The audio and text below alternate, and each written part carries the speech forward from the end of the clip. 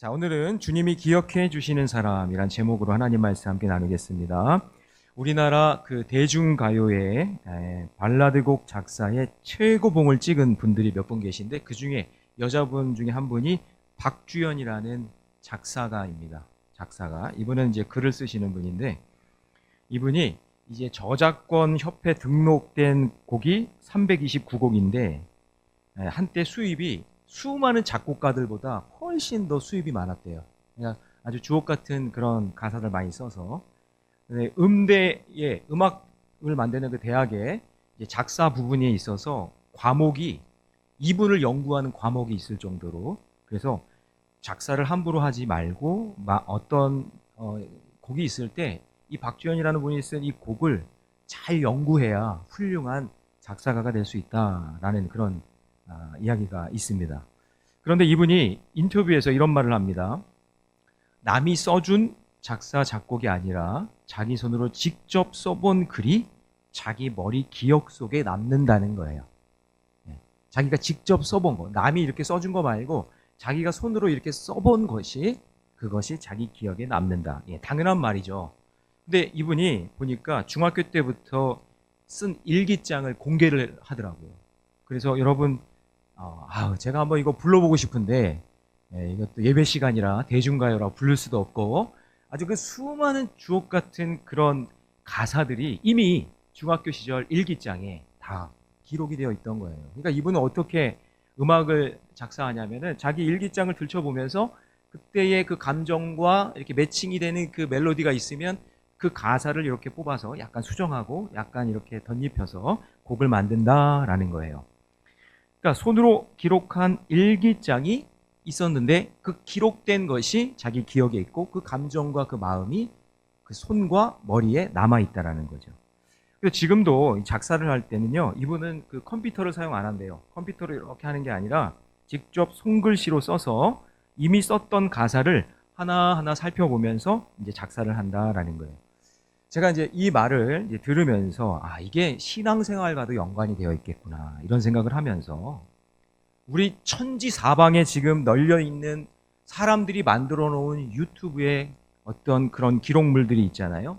수백 개, 수천 개의 그런 설교들을 내가 눈으로 보고 귀로 듣는다고 해서 거기에 있는 어떤 감정이나 거기에 있는 어떤 메시지나 거기에 있는 그 모든 것들이 내 몸에 기억에 남는 게 아니라는 거죠. 그냥 흘러 지나가 버리게 된다라는 거예요. 그러니까 그게 아니라 작은 것 하나라도 하나님 말씀 한 절이라도, 하나님 말씀 한 절이라도, 다 아멘 할 때까지 하나님 말씀 한 절이라도 직접 읽고 직접 써보고 그래야 자기 몸으로 직접 체득이 되고 기억에 남는 소중한 메시지가 된다라는 생각을 하게 된 거예요. 그 순종의 삶을 내 몸이 기억하고 그 몸에 기억되어 있는 것이 어느 순간 내 머리에 기억이 되살아나서 나도 모르게 그런 말을 하게 되고 나도 모르게 그런 행동을 하게 된다는 거죠. 그러다가 어느 날 문득 바로 이거야. 그 다음 똑같은 하나님의 명령이 선포가 되면 내 몸이 기억하는 거예요. 그 말씀이 내 몸이 기억하는 대로 자동적으로 반응하게 되는 거예요. 자동적으로 예배하게 되고 자동적으로 기도하게 되고 자동적으로 무릎 꿇게 된다라는 것이죠. 그래서 예레미야서의 이 전반적인 분위기는 하나님을 떠난 이스라엘 백성에 대한 하나님의 안타까운 마음이 담겨져 있어요. 그래서 하나님이 안타까운 그 마음을 전하기 위해서 기록할 사람, 하나님의 마음을 기록할 사람, 그리고 기억할 사람 한 사람을 선발을 하는데 그 사람이 예레미야라는 사람입니다. 이 사람은 어디 살았냐면요, 예루살렘에서 한 5km 떨어져 있는 변방 아나돗이라는 곳에 살았어요. 이 아나돗이라는 이름의 뜻이 바알의 아내예요. 바알이 누군지 알죠?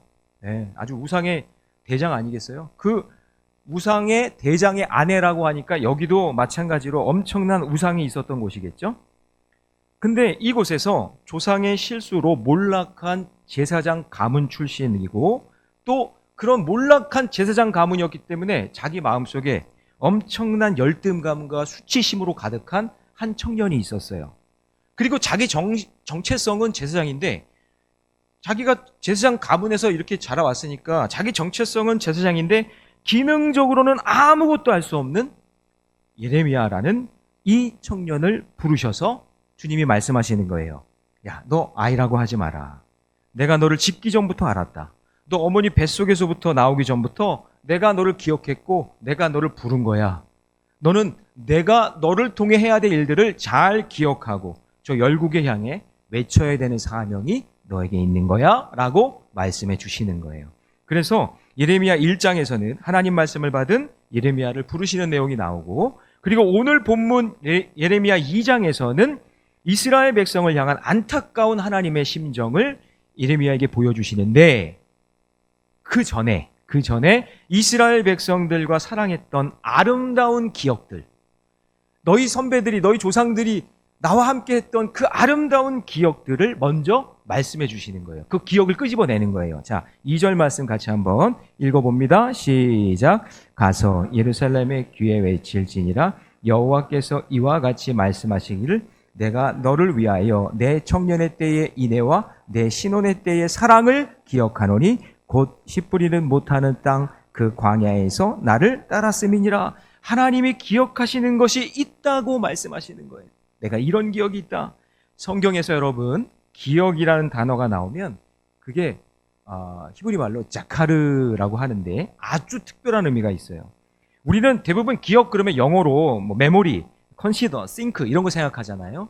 그런데 성경에 나와 있는 이 기억은 하나님의 말씀을 내 마음에 새기고 그 기억 때문에 마음과 몸이 움직이는 것이고 그 기억 때문에 내 삶이 하나님의 손에 붙잡혀 쓰임받는 거예요. 그러니까 하나님은 그 기억 때문에, 너와 나의 그 아름다운 기억 때문에 내가 너와 함께 살았고 내가 너를 지금까지 기억하고 내가 너를 불렀다라는 그 메시지가 담겨져 있는 거죠.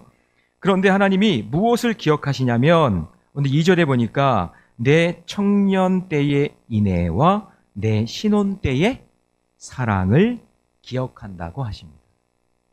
여러분, 청년 때의 사랑, 여러분 사랑해 보셨죠? 그 사랑 어떤 사랑이셨어요?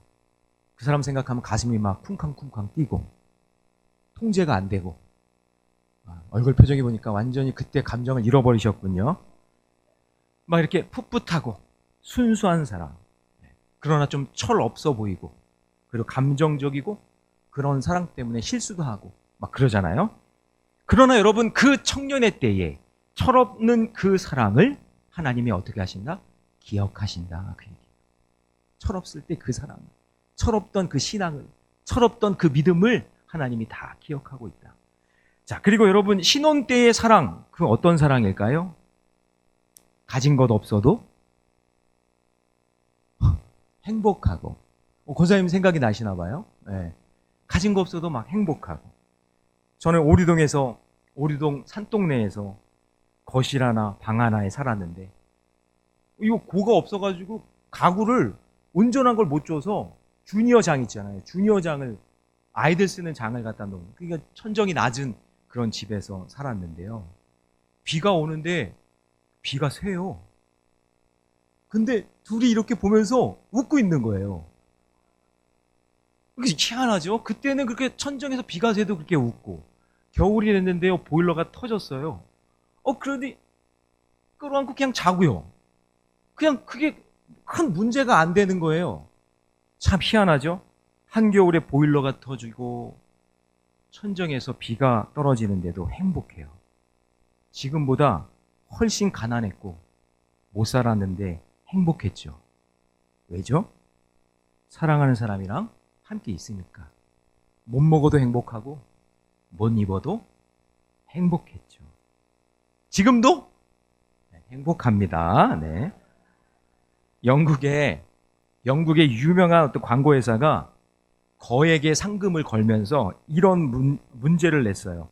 스코틀랜드 에든버러에서 영국 런던까지 가장 빨리 가는 방법은 무엇입니까? 그랬더니 사람들이 뭐 비행기를 타요, 뭐 기차를 타요, 택시를 타요라고 얘기했는데 1등한 답은 무엇이냐? 사랑하는 사람과 함께 가는 것.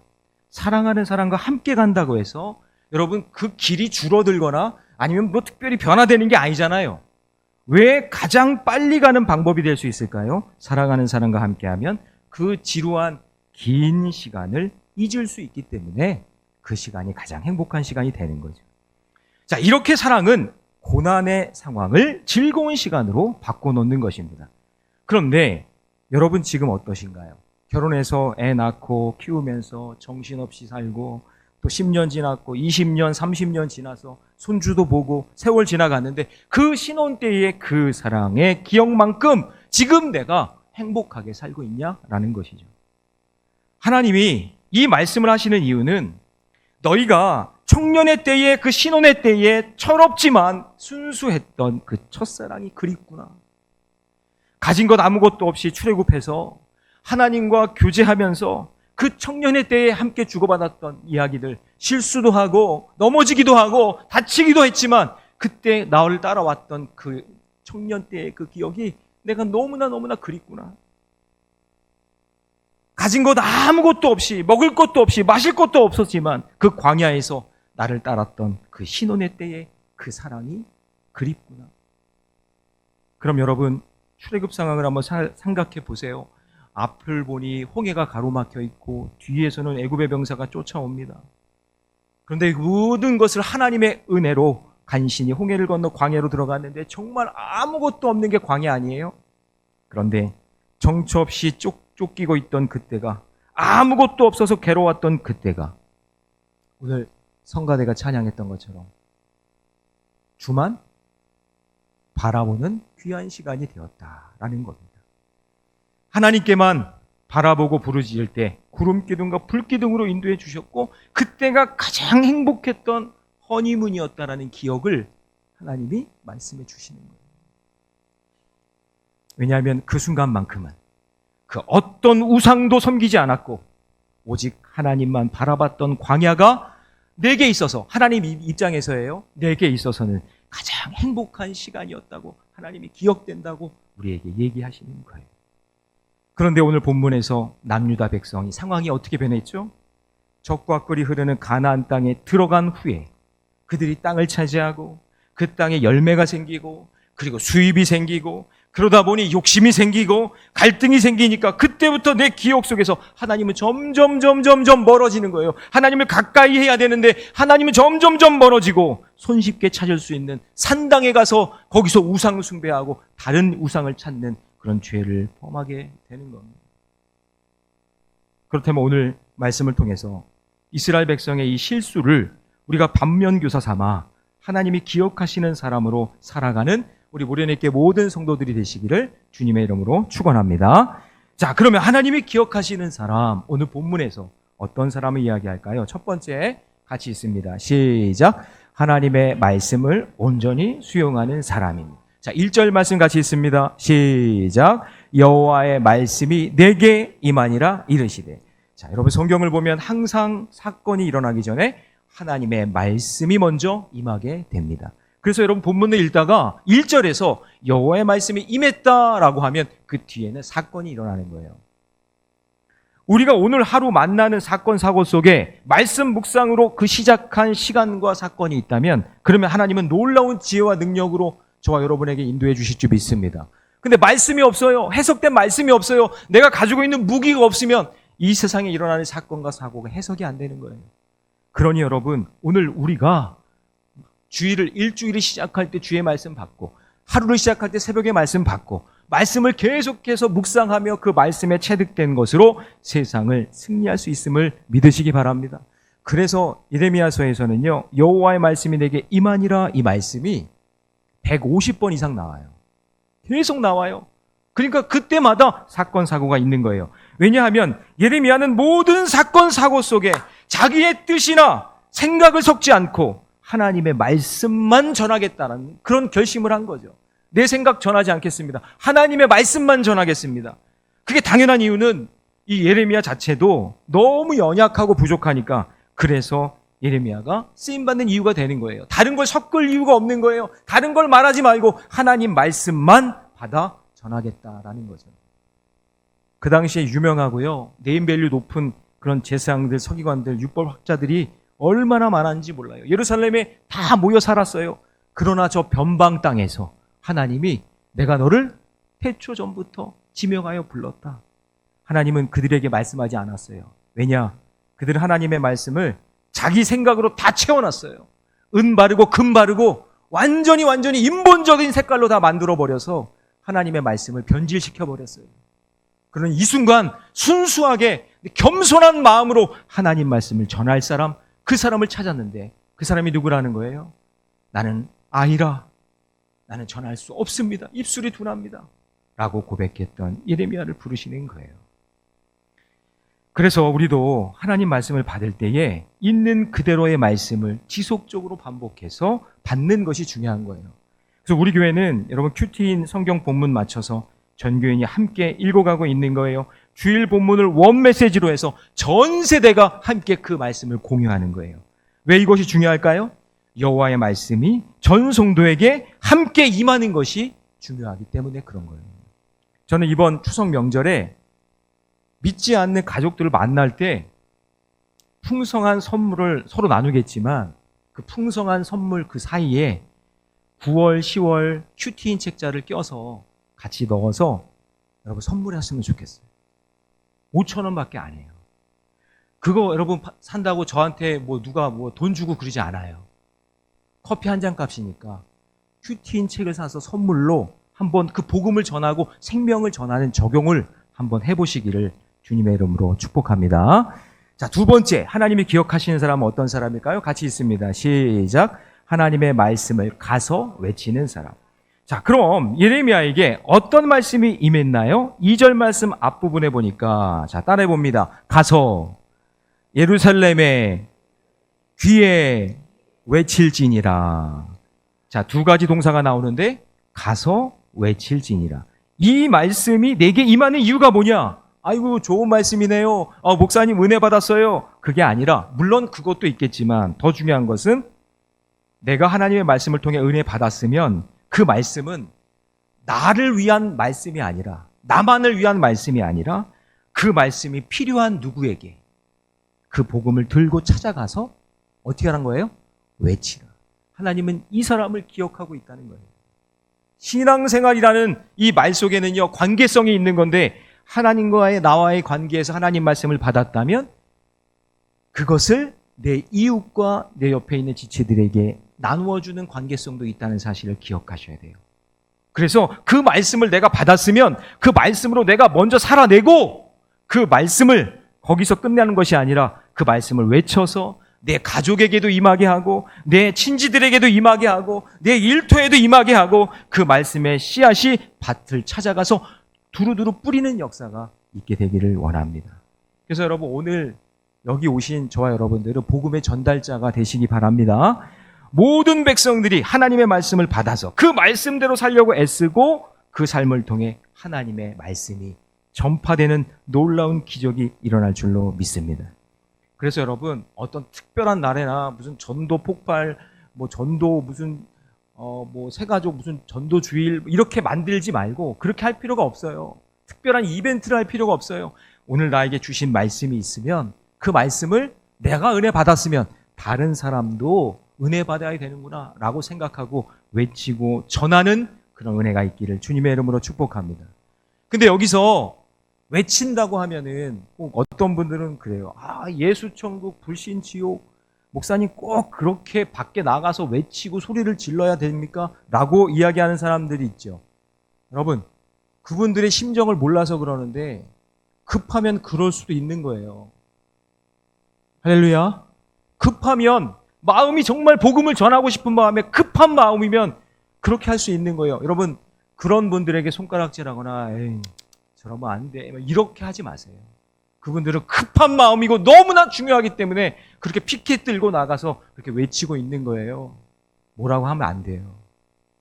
그러나 여러분 그렇게 외치는 것만이 아니라 이번 추석에 함께 모여 여러분 전 부칠 거 아니에요. 네? 전 안 부쳐요? 전 부칠 거 아니에요. 그때 그 전 부치는 그 시간에 따뜻한 말과 다정함으로 복음을 보여주세요. 거기서 피켓 들고 불신지옥 예수천국 그렇게 하는 게 아니라 전 부치면서 잡채 만들면서 그렇게 주의 사랑을 함께 나누고 격려하고 위로하는 그 순간이 복음이 전달되는 순간인 줄로 믿습니다. 얌체처럼 그냥 옆에 앉아서 주워 먹기만 하지 말고, 예?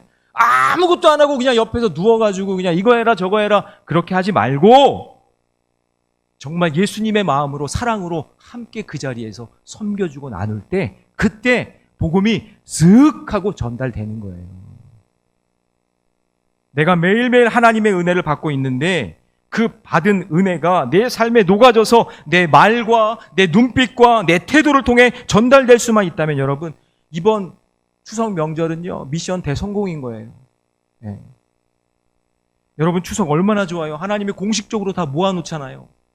공개적으로 다 모아놓은 자리잖아요. 그때에 하나님 지혜를 달라 그래서 주의 복음을 증거할 수 있는 은혜가 있고, 그리고 우리는 그냥 전달할 뿐이고 거기서 열매를 거두고 역사하시는 분은 누굴까요? 하나님이신 줄로 믿습니다. 그래서 여러분, 전도는 내가 하는 게 아니라 나는 하나님을 의지하여 순종하는 마음으로 그냥 씨를 뿌리면, 그러면 열매를 걷게 하시는 분은 누구실까요? 하나님이 되시는 줄로 믿습니다. 그래서 하나님은요, 가서 외치는 사람을 기억하세요. 저를 따라 해보겠습니다. 가서 초치는 사람 되지 말고, 가서 화투 치는 사람 되지 말고, 가서 외치는 사람이 되라. 야, 이렇게 훌륭한 말을 만드는 사람은 이 땅에 많겠죠. 예. 알아들을 수 있는 분들은 알아들으시고 순종하는 역사가 있기를 바랍니다. 그렇게 외칠 때에 여리고성이 무너지는 역사가 일어날 줄로 믿습니다. 자, 마지막 세 번째, 하나님이 기억하는 사람은요, 같이 있습니다. 시작. 죄인인 것을 고백하는 사람입니다. 자, 우리 4절 말씀 같이 있습니다. 다 같이 시작. 야곱의 집과 이스라엘 집 모든 족속들아 여호와의 말씀을 들으라. 자, 여러분, 어떻게 야곱의 집이 이스라엘의 집이 될까요? 야곱이 노력한 것은 하나도 없어요. 모두 하나님께서 수고하신 거예요. 하나님께서 역사하셨어요. 여러분, 야곱이 어떤 사람입니까? 돈 좋아해서 장자권, 축복권 다 사기쳐서 딴 사람이잖아요. 여자를 좋아해서요, 아내가 4명이나 됐잖아요. 사람들을 계속 속여가면서 세상은 너무나 사랑하는 그런 야곱을 아무 조건 없이 하나님이 선택하셔서 부르셔서 사랑하셔서 그 이름을 바꿔주셨어요. 야곱에서 뭘로? 이스라엘로 바꿔주셨어요. 결정적으로 달라진 것이 있다면, 이전에는 야곱은 죄인지도 모르고 살았는데 약복강 나루토에서 하나님을 경험하고 고관절이 부러져요. 나에게 복을 주시지 않으면 갈 수가 없습니다. 부러진 고관절에 다리를 질질 끌며 천사를 붙잡고 애원하는 거예요. 그때 자기가 뼛속까지 죄인이라는 것을 깨닫게 되는 거예요. 그러니까 그때 깨닫고 나니까 이제야 여호와의 말씀이 들리기 시작하는 거예요. 그런데 지금 이스라엘은 야곱이 걸었던 그 죄의 길을 똑같이 또 걸어가고 있는 거예요. 자, 5절 말씀 같이 한번 읽어봅니다. 시작. 나 여호와가 이와 같이 말하노라. 너희 조상들이 내게서 무슨 불의함을 보았기에 나를 멀리하고 가서 헛된 것을 따라 헛되이 행하야 되냐. 야, 너희들 야곱이 이스라엘 된 거 기억 못하니? 그런 인생도 내가 선택해서 이스라엘 만들었는데 너희들은 왜 야곱이 갔던 그 길을 또 똑같이 그렇게 가고 있니? 그러면서 출애굽 이후에도 하나님이 너희 조상들을 이렇게 인도하셨지, 내가 너를 이렇게 사랑했지 라고 하시면서 계속 말씀하시는 게, 하나님은 애굽에서 종살이했던 이스라엘 백성들을 6절에서 어떻게 해요? 건지시고 약속하신 가나안 땅으로 안전하게 들어가게 하셨어요. 자, 7절 읽어봅니다. 시작. 내가 너희를 기름진 땅에 인도하여 그것의 열매와 그것의 아름다운 것을 먹게 했다. 40년 광야 생활 동안 낮에는 구름 기둥으로 밤에는 불 기둥으로 내가 너희들 인도하지 않았니? 어디 그뿐인가요? 만나와 메추라기를 먹이시고 목마르다 그러면 반석 쳐서 물 나오게 하시고 발이 부르티지 않고 옷을 해지도 않게 하셨고 그야말로 완벽히 보호해 주셨잖아요. 그럼에도 불구하고 이스라엘 백성은 어떻게 했나요? 날마다 감사하고 감격하면서 그 은혜를 기억하고 살아야 되는데 7절 말씀 뒷부분에 보니까 너희가 이리로 돌아와서는 내 땅을 어떻게 하고 더럽히고 내 기업을 역겨운 것으로 만들었으며. 자, 8절은 다 같이 있습니다. 시작. 제사장들은 여호와께서 어디 계시냐 말하지 아니하였으며 율법을 다루는 자들은 나를 알지 못하며 관리들도 나에게 반역하며 선지자들은 바알의 이름으로 예언하고 무익한 것들을 따랐느니라. 완전히 총체적인 난국을 지금 보이고 있는 거예요. 그렇게 세심히 인도하여 들여보내신 그 가나안 땅을 하나님 없는 땅으로, 완전히 타락한 땅으로 만들어 버렸다라는 것이죠. 거기에 제사장들, 율법 선생들, 또 관리들까지 모두 한 통속이 되어서요. 여러분, 이게 얼마나 기가 막힌 노릇이냐면 어쩔 수가 없었던 거예요. 예레미야를 부를 수밖에 없는 그 상황 속에 있었던 거예요. 이런 악한 환경에는요, 별 인생 없어요. 저나 여러분이나 이런 악한 환경이 계속되면 별 볼 일 없단 말이에요. 내가 그 환경에 처해보지 않아서 그렇지 우리는 그냥 뼛속까지 죄인, 100% 죄인이에요. 나를 이곳까지 인도하신 하나님을 날마다 찾지 않으면, 날마다 하나님 말씀 의지하지 않으면 우리는 별 수 없어요. 조금만 마음 편해지고 조금만 내 중심으로 바뀌면요, 어느 순간 갑자기 돌변하고 갑자기 마귀의 종로를 타는 것이 우리 인간의 모습이에요. 모든 문제는 우리의 분수를 알지 못하기 때문에 일어나는 것입니다. 부자가 되고 나면 가난했던 시력을 기억 못해요. 안 하려고 그래요. 너 옛날에 그랬지? 아니, 지금까지 인도해 주신 하나님의 그 놀라운 은혜를 기억 못해요. 애굽에서 종살이 하던 때를 기억하고 싶지 않으니 편안하게 누릴 것만 찾게 되고, 그러면서 하나님을 점점점 멀리해요. 저에게 어떤 분이 그래요. 아, 목사님, 하나님 말씀은 좋은데 좀 죄에 대한 얘기 좀 하지 말아주세요. 뼛속까지 죄인이란 말 좀 안 해주시면 안 될까요? 어쩔 수가 없어요. 제가 뼛속까지 죄인인 걸 뭐 어떡해요. 우리 모두가 다 그런 모습인 거예요. 그런데 하나님은 날마다 우리가 얼마나 큰 죄인지를 기억하고 그것을 날마다 스스로 고백하기를 원하세요. 스스로. 이것이 날마다 해도 지나침이 없는 거예요. 내가 죄인임을 기억할 때 하나님의 긍휼과 사랑이 우리 인생 가운데 찾아올 줄로 믿습니다. 여러분, 죄 이야기 그만하라고 하는 건 뭔지 아세요? 하나님의 긍휼하심이 더 이상 필요 없다는 얘기예요. 하나님의 사랑 더 이상 기억하지 않겠다, 그 얘기예요. 아니에요. 저는 죄 이야기 계속할 거예요. 제가 죄인인걸요. 말씀 보면 제 죄가 보이는 걸 어떡해요. 죄 이야기, 회개 이야기는요, 하나님의 은혜와 사랑을 기억해내는 가장 좋은 축복의 메시지라는 것을 기억하시고, 내가 뼛속까지 죄, 짱아찌, 그 다음에 죄를 맨날 찍어내는 죄 공장, 우리 모두 죄인이니까 이곳은 교도소. 아, 여기 교도소예요. 뭐, 우리 다 죄인인데 뭐. 그렇잖아요? 이곳에서 하나님의 은혜를 경험하고, 그쵸? 우리가 해방되는 그날이 천국 가는 날인 줄로 믿습니다. 어쩔 수 없어요. 기분 나빠하지 말고 죄인인 걸 인정할 때 그때 하나님의 은혜가 더 크게 임할 줄로 믿습니다.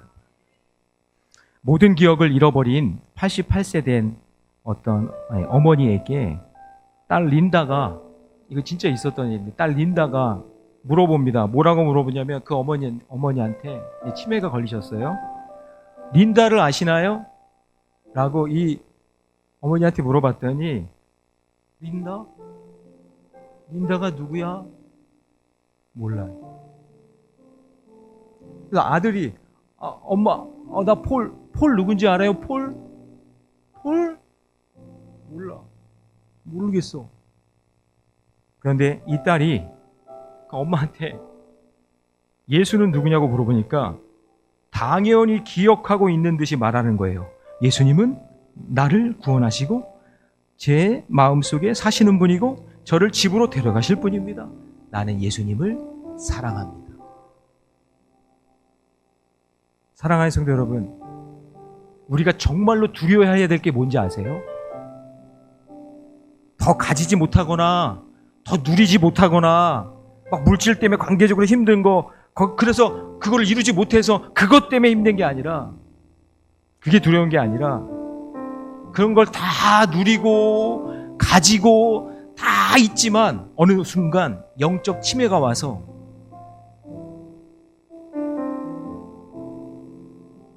하나님을 기억하지 못하는 것이 가장 두려운 거예요. 그걸 아셔야 돼요.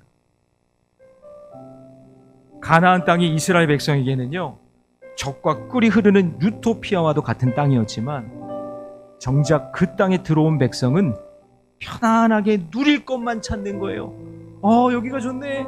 이거 좋네. 그러면서 서서히 뭐가 오느냐? 영적 치매가 오는 거예요. 하나님을 잃어버려요.